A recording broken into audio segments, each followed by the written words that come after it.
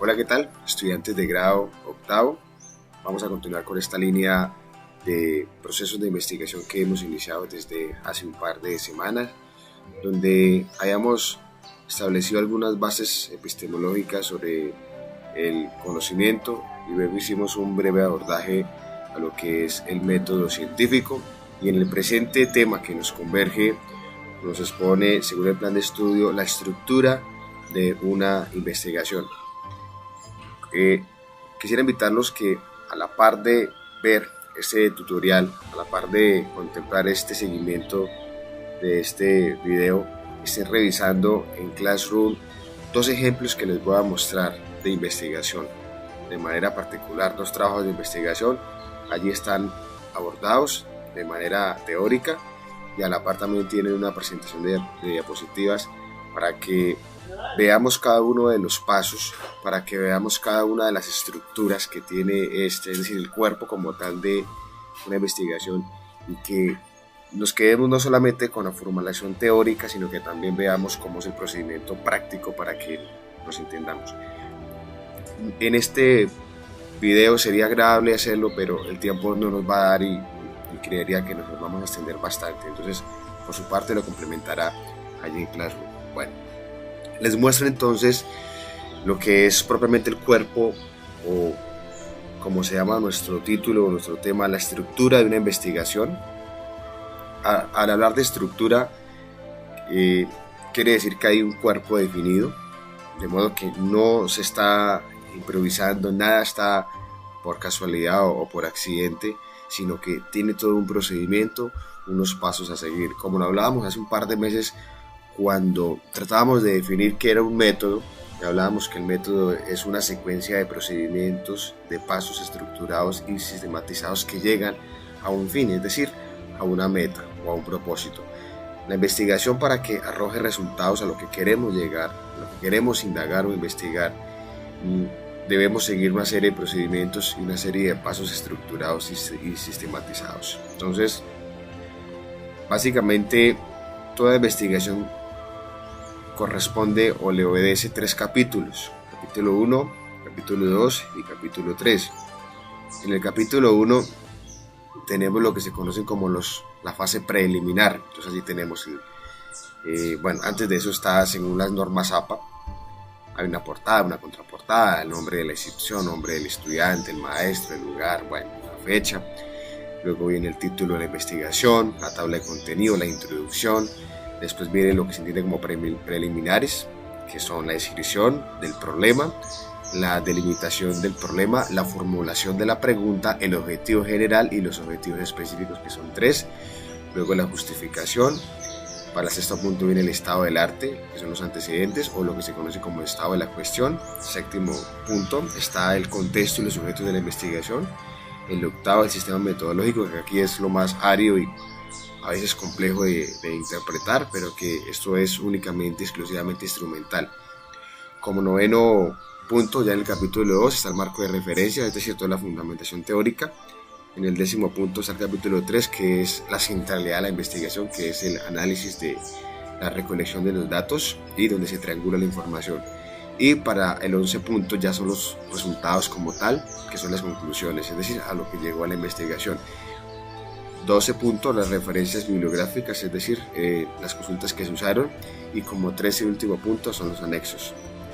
Vamos a ver entonces uno por uno, a grosso modo, para que tengamos una Weltanschauung, una idea general de lo que obedece propiamente a una estructura de una investigación. Bueno, el primer punto entonces, como les enunciaba, voy a desarrollar esta bitácora que está aquí, esta agenda, y vamos a explicar del número 1 hasta el número 13.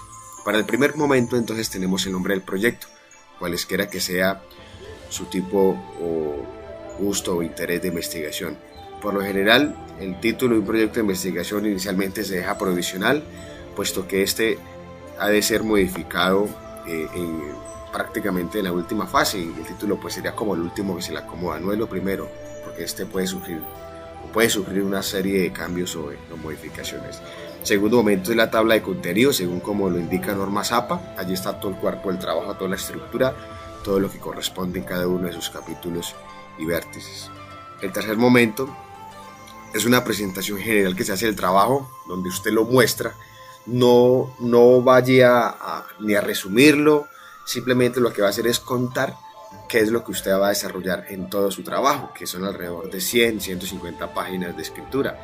Usted va a tomar por categorías, que serían como los temas principales, por subcategorías, que serían los temas secundarios, que serían como los títulos y subtítulos en cada uno de los párrafos, en cada una de las páginas, y va a contar allí qué es lo que usted escribió, así a grosso modo. Luego viene el cuarto momento, que es el punto de partida, que diría yo que aquí es donde nace y se gesta toda la investigación, y es la problematización. Es decir, todo investigador parte desde una circunstancia, parte desde un problema concreto, desde un problema particular, y lo que lo motiva al investigador es darle quizá una solución o suscitar la posibilidad de un acercamiento a una causa primera, a un problema. Entonces el problema se debe describir en la investigación tal cual como se evidencia, tal cual como se ve. En el problema no se pueden plantear soluciones, no se pueden plantear premisas ni prejuicios, suposiciones, no. El problema tal cual como se evidencia se escribe, como lo contempla, como lo observa. El investigador se empieza a detallar allí todo.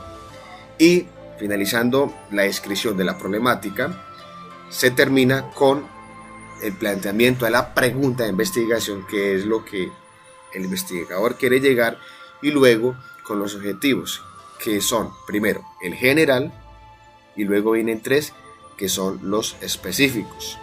A ver, el objetivo general es el propósito o la meta macro de toda la investigación, que este va antecedido con la pregunta. Veamos algunos ejemplos. Y en el objetivo general hay que tener en cuenta algunas condiciones. Un objetivo no es simplemente una meta, no es simplemente un propósito, algo que quiero llegar, sino que este tiene una estructura y también un cuerpo definido. Entonces, primero se va a iniciar con un verbo en infinitivo. El verbo no debe ser conjugado en infinitivo, como por ejemplo analizar, estudiar, interpretar, bueno. Y luego, después del verbo, el objetivo debe responder a tres componentes, que son a un qué, a un cómo y a un para qué. El general debe conservar esa estructura. Luego, los objetivos específicos son los que van a ayudar a avanzar la investigación para que se cumpla el objetivo general. Y aquí hay que hacer una aclaración también, un dato importante. Los verbos que se usan en los objetivos tienen una gravedad matemática. Una cosa es analizar, otra cosa es interpretar, otra cosa es conocer, otra cosa es indagar, otra cosa es determinar. Es decir, no todos los verbos aplican para un objetivo general, como tampoco todos los verbos aplican para un objetivo específico. Ahora bien, dentro de los tres objetivos específicos, no todos los verbos aplican para el objetivo 1, el objetivo 2 y el objetivo 3 en los específicos.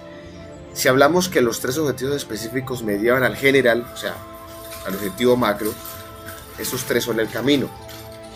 Y entre los tres deben haber unos verbos que tengan también un orden, y que ese orden sea de lo particular a lo general, como quien dice, desde lo micro hasta lo macro.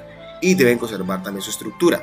Deben iniciar con un verbo en infinitivo y también deben tener los tres componentes, que son un qué, un cómo y un para qué. Hago el paréntesis, chicos.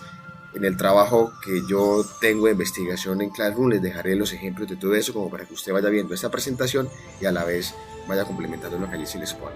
Entonces veamos el ejemplo. La pregunta de investigación sobre lo que hemos venido trabajando desde el método científico. ¿Cuáles son las relaciones de supervivencia y liderazgo de los leones a lo largo de su vida para entender su comportamiento en su hábitat? Esa es una preocupación, ese es el planteamiento del problema que tiene un biólogo en Sudáfrica. Y ese planteó el siguiente objetivo general: determinar. Es el objetivo general con un verbo en infinitivo. Las relaciones de supervivencia y liderazgo. Ahí está el qué. Las relaciones de supervivencia y liderazgo. Ahora vamos a ver cómo. de los leones a lo largo de su vida a través del acercamiento directo. A través del acercamiento directo es como se va a hacer. Luego, el para qué. Para entender su comportamiento de su hábitat. Esto es lo que quiere lograr el investigador. Entender el comportamiento de los leones en su hábitat. Entonces, esto es en general. Esto es todo lo que quiere el investigador. Luego, hacia abajo, vienen los objetivos específicos. Y estos son los que van a ayudar a complementar y apoyar la investigación general. Bueno, dejémoslo por ahí con los objetivos. Luego, el quinto punto de la estructura de la investigación es la justificación. Y aquí es cuando el investigador va a hacer valer su investigación. Es decir, la va a justificar y le va a dar la importancia, la relevancia, la pertinencia, como escribo acá, la viabilidad, a quién beneficia, cuáles son los beneficiados, por qué es innovadora. Quiere decir que una investigación por lo general, cuando se hace, es porque nadie la ha hecho, o si alguien la ha hecho, lo ha tratado de enfocar desde un ángulo diferente. ¿Cuál es, por ejemplo, su valor científico, su valor teórico? Y eso debe estar justificado en este momento de la investigación. Básicamente es defender su relevancia y su importancia y su valor científico para la comunidad académica. Sexto punto de la estructura de la investigación, el estado de la cuestión. Y ya les hablaba también hace un par de semanas cuando mirábamos el método científico, y es que toda investigación no nace de la nada. Por lo general, cuando se inicia un proceso, este ya ha tenido algunos antecedentes. Quiere decir que otros investigadores, otras instituciones ya han investigado sobre ese tema, sobre esa problemática. Pero algo que sí debe quedar claro, y es que esta investigación debe ser única. Quien la va a hacer debe ser única. Por eso se habla en la justificación que debe ser novedosa. Es única porque el enfoque es diferente. Una cosa es investigar a los leones en el África desde la biología, otra cosa puede ser investigarlos desde la psicología animal, otro puede ser interpretarlos desde una visión sociológica de los animales, es decir, de cómo se relacionan. Es decir, son varios los enfoques. Otro quizá lo puede hacer desde, no sé, desde la bioética, por ejemplo, también lo pueden hacer. Entonces, el enfoque cambia la novedad. Y por eso, el investigador debe consultar mínimo 10 artículos de investigación, 10 procesos de investigación que ya se hayan hecho conforme a esa problemática o a ese tema, pero con un enfoque diferente. Si es el mismo enfoque, la investigación no vale, porque ya está hecho. ¿Para qué investigar algo que ya se investigó? El enfoque debe ser diferente. Y esos antecedentes de investigación, que se conoce como estado del arte o estado de la cuestión, se deben de buscar no en Wikipedia, no simplemente en Google, sino en motores de búsqueda científica, en plataformas, en centros o acopios de investigación que pueden estar en las grandes universidades o en el Ministerio de Ciencias, como es el caso de nosotros, o en otros recursos o en otros instrumentos de investigación como están acá los que les expongo.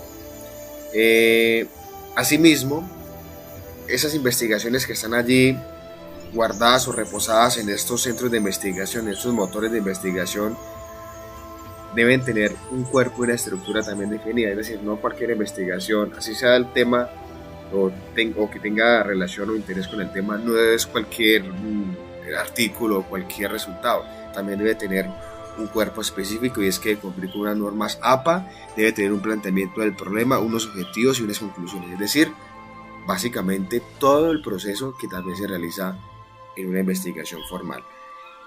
¿Por qué lo digo? Porque es que las investigaciones tienen, ya lo veremos más adelante, tienen diferentes enfoques. Hay investigaciones cualitativas, cuantitativas, mixtas, documentales. Bueno, yo sé que son temas nuevos para ustedes y que quizás no los conocen, por supuesto, pero quiero decirle que una cosa es investigar de manera estadística, es decir, hallando variables con números, y otra cosa es investigar exclusivamente con conceptos, con percepciones, con modos de ver, con características y cualidades. Y otra cosa es investigarlo de manera documental, es decir, únicamente indagando en libros. Y otra cosa es ir a campo, ir a problemas particulares directamente donde este se está desarrollando, o haciendo uso de los dos, tanto cualitativo como cuantitativo. Entonces, en las investigaciones que se han de buscar como estado del arte o estado de la cuestión, deben tener una estructura también definida y deben cumplir con unos requisitos como son un problema de investigación, los objetivos, unas conclusiones y allí, por supuesto, indagar, conocer cuáles son los hallazgos de esa investigación que está apoyando la nuestra, que el tema debe ser relacionado. Otra aclaración que hace la comunidad científica y es que estas investigaciones que se están buscando, los antecedentes, estos hallazgos, no deben tener una vigencia de más de 5 años. Es decir, si estamos en el 2020, el estado del arte que vamos a investigar, que vamos a indagar, no debe pasar de más del 2015 hacia abajo.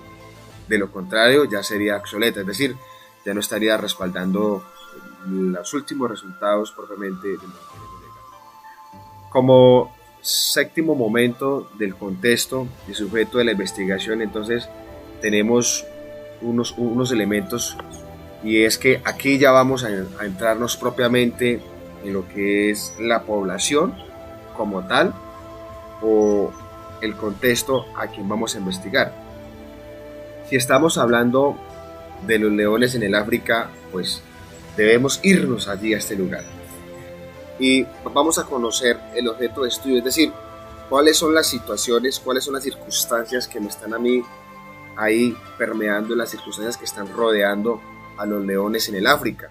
Entonces son situaciones como sociales, políticas, culturales, situaciones geográficas, religiosas, situaciones políticas, filosóficas. Es decir, no vamos a investigar únicamente el pobre animal ahí en la selva o en el prado solo como un animal arrojado, sino que, hombre, ¿qué hay alrededor de él?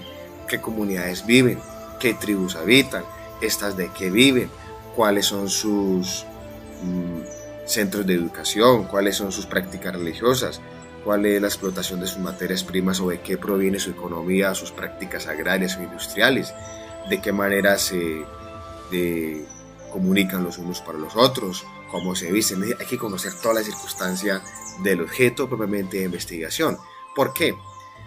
Porque estos con toda seguridad inciden y determinan el objeto de estudio. Es decir, el leoncito, por ejemplo, allí en Sudáfrica, no está solo como animal y como especie, está rodeado también de una serie de situaciones y de contextos pluriculturales que quizá también determinan su manera de actuar y de comportarse en su hábitat, que no solamente es la relación con otras especies, que también hay que conocerlas, claro que sí, sino también la relación que se tiene con un contexto humano directamente. Luego también se conoce, bueno, aparte de la zona de influencia o del contexto donde se va a ejecutar la investigación, también es pertinente conocer el sujeto de investigación, es decir, en el caso del león, bueno, como para él no aplica estos contextos, estos aspectos académicos, espirituales, ni económicos, ni familiares, pero si queremos abordar otros temas, por ejemplo, como de bioética, problemas de corrupción, de administración pública, problemas educativos o pedagógicos, si este fuese, por ejemplo, el sujeto de investigación, es pertinente también analizar los estratos, la vida económica, la vida académica, todo lo que está alrededor de ellos, los conflictos que quizá puedan desarrollar. Bueno, como octavo punto de la estructura viene lo más árido y que a veces es bastante complejo en un proceso de investigación, y es lo que más les cuesta a los estudiantes de pregrado de las universidades cuando inician su fase de investigación, tanto en formación ya como en un proyecto de grado, o en los chicos del colegio de manera especial en grados, en que ellos deben ya desarrollar un primer acercamiento muy definido de un proceso de investigación, y es la parte más compleja, porque nosotros no tenemos una cultura de investigación desafortunadamente y no nos han enseñado en nuestro país, y las políticas educativas no están dadas para eso. Y en nuestro colegio, pues lo que haremos brevemente es una veltancha, una medio pincelada, y pues justamente yo quiero que ustedes se interesen por eso en la investigación, porque va a ser la razón de ser de nuestra vida académica. Entonces, en esta parte metodológica es lo más árido que hay que definir y conceptualizar, porque estamos lejos a veces de hacer un acercamiento teórico. Entonces, para arrancar una investigación, lo primero que se debe tener claro mi estudiante es el enfoque, ya sea cuantitativo o cualitativo. son como los enfoques más generales. También puede ser el mixto, es decir, que se aplican los dos a la vez, se le echa a mano a cualquiera de los dos enfoques, o puede ser el documental. Cuando usted va a determinar el objetivo de investigación, por acá está, el objetivo de investigación, allí debe tener ya claro su enfoque. Si es quali, si es quanti, o si es mixto, o si es documental. ¿Por qué? Porque no todos los objetivos, mis estudiantes, son cualitativos, no todos los objetivos son cuantitativos, no todos los objetivos son mixtos, como tampoco todos son documentales.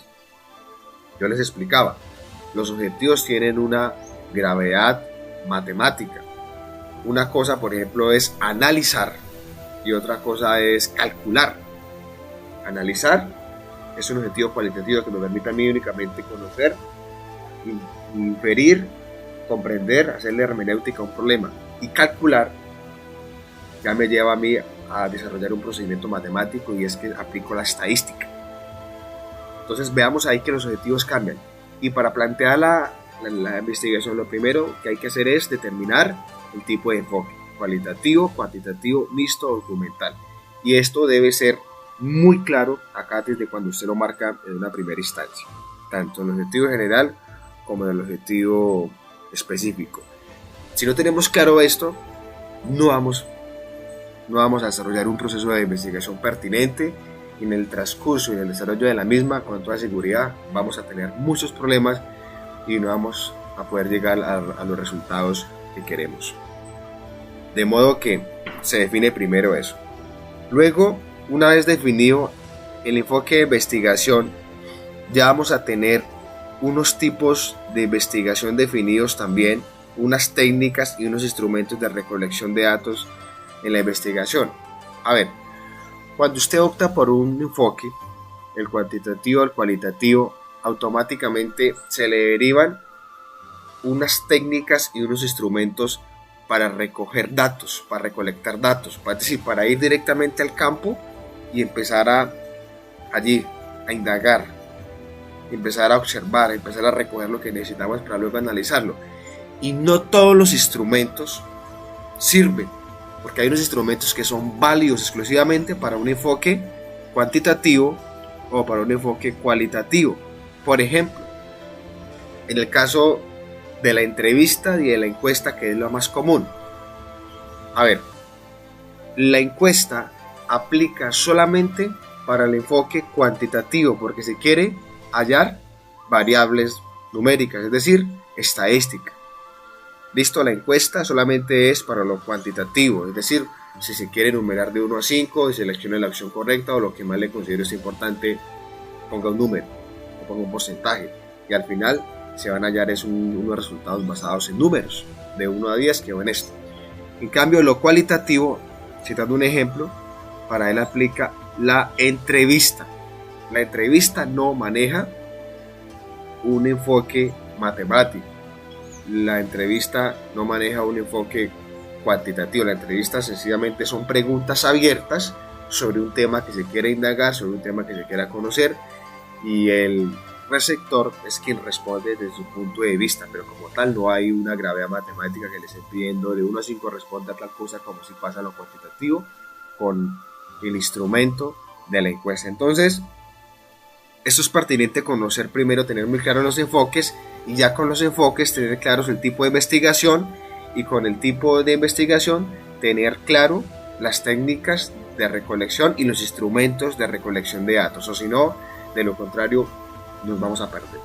No se puede usar, por ejemplo, una entrevista que es cualitativa para un enfoque cuantitativo, como tampoco se puede usar una encuesta que es cuantitativa para un enfoque cualitativo.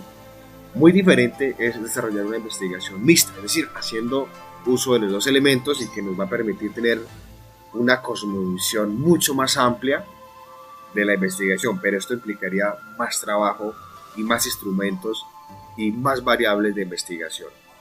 Si fuese documental, la investigación directamente sería en fuentes ya abordadas, como serían, por ejemplo, los libros en una biblioteca. Bueno, una vez que se tenga definido ya el sistema metodológico, Los invito nuevamente, chicos, a que revisen en Clave Nunca y les voy a dar los ejemplos de esto ya en un trabajo práctico de investigación mío y otros para que ustedes lo conozcan. Vamos a entrar al noveno momento, que es el marco de referencia. Y el marco de referencia, bueno, es conocido también como marco teórico. Y allí lo que se va a hacer en la investigación es un abordaje teórico, textual y contextual de lo que se ha desarrollado, o de lo que se está desarrollando, perdón, de lo que se está desarrollando. Es decir, la investigación debe tener unos conceptos claramente definidos. Esos conceptos se conocen como categorías. Esas categorías, los conceptos de lo que se va a hablar, de lo que se va a definir en el marco teórico, nace desde por acá, nacen desde la pregunta, nacen desde el objetivo general y desde los objetivos específicos. Allí nacen las categorías, es decir, los conceptos que se van a definir. Entonces, por ejemplo, si yo estoy hablando del objetivo general, aquí sacaríamos conceptos para definir o categorías para definir, como la supervivencia, como el liderazgo, los leones, el comportamiento, su hábitat y su ciclo de vida. Es decir, ya tengo alrededor de 5 categorías, o sea, 5 conceptos debo definir en el marco teórico. ¿Listo? Insisto, los conceptos del marco teórico, que son las categorías, nacen desde los objetivos. Estoy viendo el ejemplo del objetivo general. Allí es donde vamos a empezar a conceptualizar, a desarrollar qué significa, por ejemplo, supervivencia, qué significa liderazgo, qué significa el comportamiento de los leones, cómo es su hábitat, qué es un león, que parece muy obvia, pero hay que entender también el ciclo de vida de estos animales. Y es lo que vamos a definir aquí en el marco de referencia y lo vamos a apoyar en autores, en científicos, lo vamos a apoyar, acá me habla de mínimo 3 autores por categoría. Por lo general una investigación tiene 3 categorías, entonces vamos a apoyar 3 autores por cada categoría, en total serían 9 autores, y cada categoría debe tener un texto más o menos escrito de 10 páginas, o sea que las 3 categorías reunirían 30 páginas.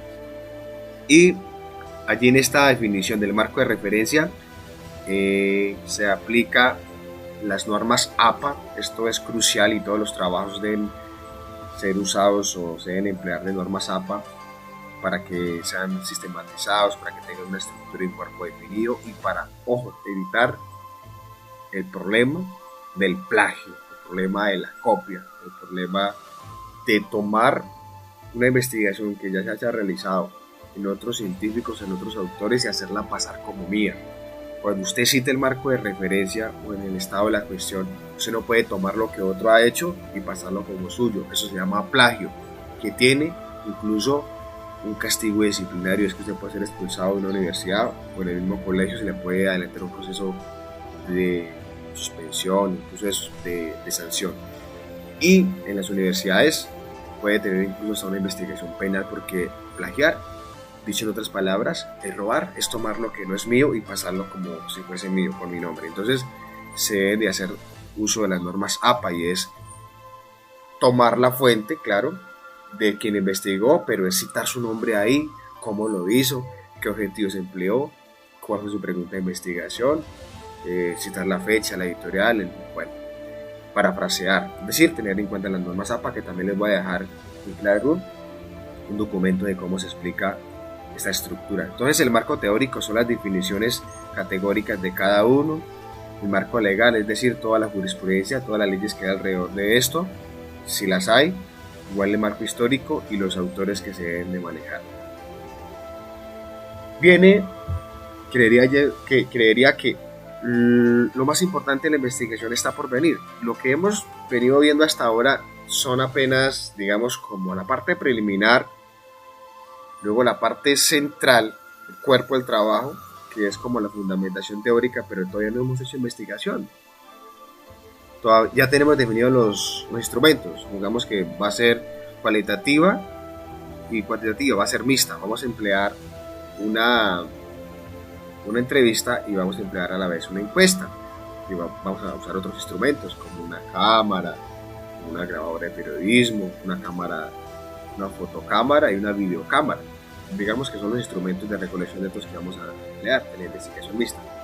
Acá, en el análisis y de la interpretación de la información, ya es lo que se ha tomado, ya es lo que yo recogí en el campo. Y lo voy a llevar a mi laboratorio, a mi escritorio, a mi oficina, y lo voy a analizar. Y el análisis lo hago a partir de las categorías que yo designé, y en las categorías a partir de los conceptos que están definidos en el marco de referencia. Como quien dice, voy a empezar a triangular, voy a empezar a poner a hablar, se dice así, cara a cara, los hallazgos, es decir, lo que yo encontré en las entrevistas, en las encuestas, en los videos, en las fotos, en la observación, y la voy a comparar con cada una de las definiciones que están en el marco de referencia. Es decir, veo allí, elaboro allí como una confrontación, y a partir de allí suscito un diálogo. Y entonces lo ilumino desde el marco legal, el marco teórico, desde el marco histórico, desde autores, desde la posición de otros científicos, y empiezo allí a sacar conclusiones, empiezo allí a sacar interpretación, análisis de estos resultados. Entonces, allí ya empiezo a generar parte del resultado de la investigación. Es decir, aquí en adelante es cuando viene el aporte propiamente, el sello propiamente, la impronta del investigador. Y ese análisis que yo elaboro, esa triangulación de la información, esa confrontación que hago entre lo teórico, que es lo que ya está escrito, como es el marco de referencia, la confronto con la información que yo recogí, con la información que yo encontré en el campo, y la cruzo entre las dos y empiezo allí a hacer conclusiones. Y la conclusión es el fruto, es el resultado más importante de la investigación, porque es que allí están los hallazgos a los que yo como investigador llegué. Allí están los hallazgos que yo como investigador encontré, es decir, los frutos de la investigación. En las conclusiones está la impronta creativa, innovadora, dinámica, interesante del investigador. Las conclusiones yo las debo tomar y las comparo con los objetivos, tanto el general como el específico, y allí yo veo si cumplí o no cumplí lo que yo me había propuesto. En este caso, investigar el comportamiento de los leones en el África según su hábitat. Yo confronto el general con los tres específicos, lo que yo me planeé allí, lo que yo me propuse, y yo veo las conclusiones después del análisis de los resultados, y yo digo, ¿será que sí cumplí? ¿Y será que sí están esos resultados ahí? ¿Sí encontré lo que yo quería encontrar? Pues en el camino me perdí, en el camino me fui para otro lado y no llegué a lo que yo quería. Y allí están los resultados justamente. Y esto, mis estudiantes, lo que es el análisis y las conclusiones, es el material de investigación, es la gran novedad, es la fuente, es el aporte que usted le hace a otros investigadores, a otros estudiantes, es el aporte que usted le hace a la comunidad científica. Esto es lo que va a quedar como recurso de investigación en una plataforma, en una biblioteca o en un recurso de un motor de búsqueda de investigación, donde otros van a querer saber qué pasa con los leones en el África y encuentran allí esa investigación que usted desarrolló. Aquí está la centralidad, desde el análisis de los resultados y la conclusión de los mismos. De modo que aquí está la parte más difícil, porque aquí es donde usted va a develar, aquí es donde usted va a sacar a la luz, y aquí es donde se va a demostrar esto que yo les escribí acá atrás. Vea, la viabilidad, la pertinencia, la manera de beneficiar, la innovación y el valor teórico y el aporte que éste le hace a la comunidad científica. Ahí debe estar buenos resultados que usted va a aportar a un contexto determinado. Como referencias, como 12 puntos, todo lo que usted indague, todo lo que usted investigue debe estar respaldado con otras fuentes y debe citarlas, como les muestro el ejemplo acá. Les dejaré otro documento donde lo amplío más, pero aquí les doy como el acercamiento inicial. Es decir, usted no puede tomar una investigación en el estado de la cuestión o en el estado del arte o en el marco teórico, coger y papel y pegarla ahí ya. No, usted debe citar la fuente de donde la sacó. ¿Listo? Con su año de publicación, con la editorial, el país, el apellido del autor, el nombre del texto, en fin. Y para terminar, ya como número 13 o decimotercer paso, están los anexos. Y los anexos son aquellos instrumentos, son aquellos recursos que usted usó para la investigación, como puede ser, por ejemplo, los formatos de las investigaciones, pueden ser los formatos de la encuesta o la entrevista, pueden ser, por ejemplo, las autorizaciones que usted le hizo a las personas para poderlas grabar, para poderlas filmar, se llaman los consentimientos. Ojo, usted no puede grabar ni filmar a una persona ni aplicarle una entrevista, una encuesta si ya antes no ha autorizado, para eso se debe aplicar un consentimiento.